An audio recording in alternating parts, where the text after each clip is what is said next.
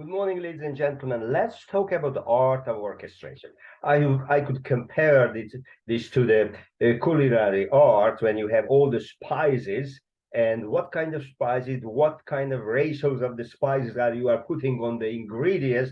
This will make the experience absolutely aesthetically pleasing for anyone. Orchestration is same in the instrumental music. Which instrument, what part of the instrument, what musical note to put there. And I found a piece for you that I would like to share with you from the first movement, a few excerpts, because one of the most brilliant orchestrators that I have ever met with is Mr. Hidas, Hungarian composer, who also called himself as the last romantic Hungarian composer. And when I told him, Mr. Hidas, Bartok wrote a concerto for symphony orchestra. Why don't you write a concerto for symphonic band?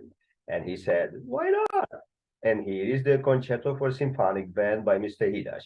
And I would like to show you a few excerpts from the first movement, how important the orchestration is.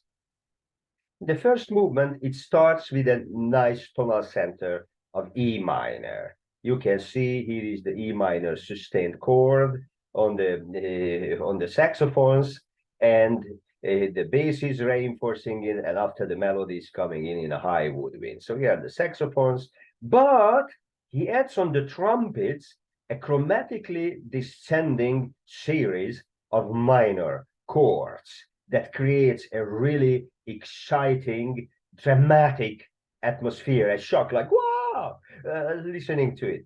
And you know what makes music interesting? Contrast. This is full with contrast. There is a contrasting idea because they're down moving very fast, quick notes on the cylindrical trumpets, a very projecting brass instrument, and after a conical, the surrounding single reed woodwind instrument with a sustained long note.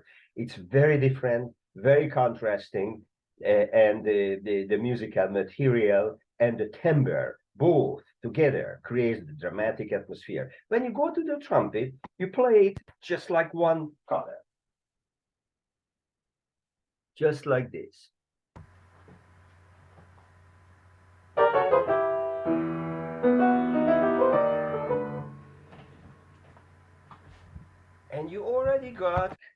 And you already got the music, but you played just one timbre. You play just one instrument, and the drama is there because of the multiple the contrast that he creates. Let's see another one because he likes that little idea. He brings it back later, before the big recapitulation, following a nice sonata form. But now it's a little bit different way. He gives it to different instruments. Again, a big contrast is coming. Be ready for a big contrast. He gives it for the harmonic figuration. First, the single reed clarinets, the bass clarinet, third clarinet, second clarinet, and first clarinets. And how the chord progression developing, he moves it from the single reed instruments to the double reed instruments. Bassoon 2, bassoon 1, and in the next page you will see that it moves on the oboe 2 and oboe 1, and again the 4 chords. It's the same idea before the recapitulation, but while it appeared on the brass instruments, this down-moving chromatic movement, now he puts it to the woodwind instruments, and first on the single reed instruments, after double reed instruments. Again, a huge contrast. In the beginning, it was forte. The dynamic is now here, piano. When you play it on the piano, it sounds like this.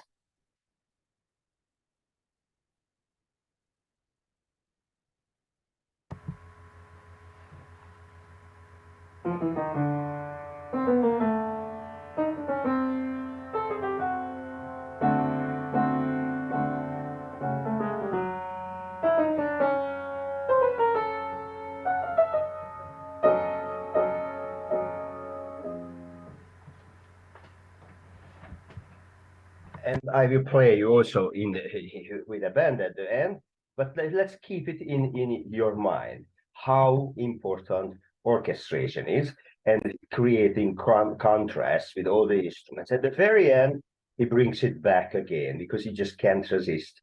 This motif is coming back in the very band, again, but now instead of just three trumpets, now the inter orchestra, all the melody playing instruments are playing it. You can see here in the bottom of the score all the trumpets and the cornets with the bass pedal, and the very end all the trumpets are playing fortissimo, and when nobody can improve the sound even more, he adds it to the trombones, and for the very end, like an exclamation mark, he adds the cymbal and the bass drum to finish with the inter movement with a very festive, positive atmosphere, because it started in E minor and now we are in A major. So you don't even miss the strings because we are in a string key, A major, and he's using the instrument so contrastingly, timbre-wise, that you don't even think about it. Just let's see how does it sound on the piano when you play it for yourself.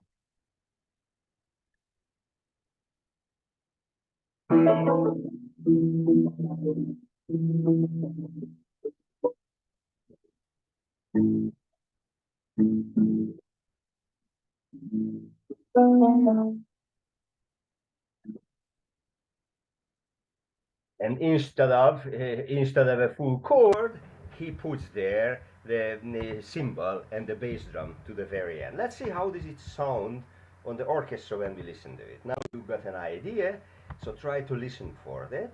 And here's the beginning. Listen to the contrast in tempo, in articulation, and in timbre. Wow, so many things are happening that you can't even believe that so many things creates that specific sound. Here we are.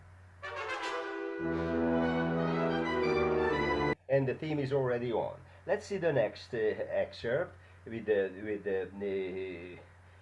woodwind contrasting idea to this all. And here we are. Listen for the gradually growing harmonic progression and the change from the single reed to the double reed instruments.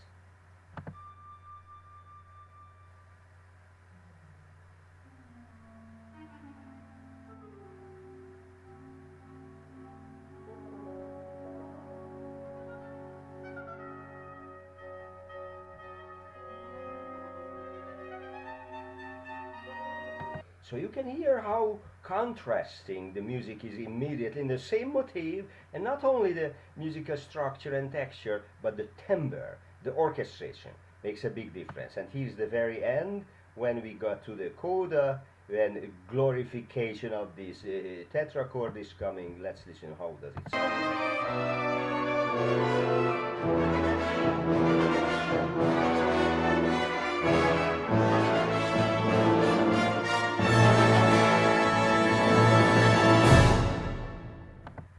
So you can see how important orchestration is, and it doesn't matter what kind of instrumental ensemble you have. It's a symphony orchestra, a string ensemble, a brass ensemble, or a wind orchestra, or a percussion ensemble.